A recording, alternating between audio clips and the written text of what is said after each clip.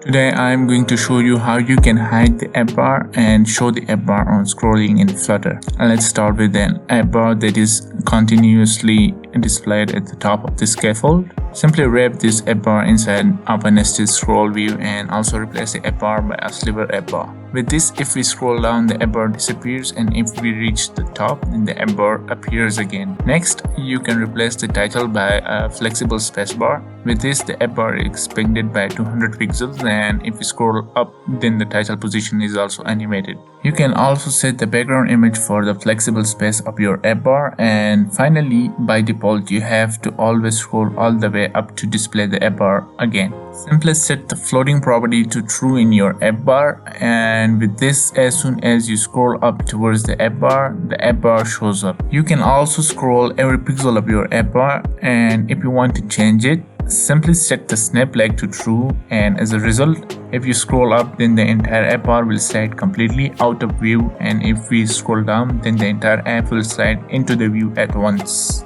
Lastly, set the pinned flag to true so that if you scroll up, then the flexible space disappears and the app bar stays pinned, and if you scroll down, then both of them appear again. You can also add different widgets in the action of SliverAppBar to appear here. It can be anything, for example icon button, drop down menu, or any material button.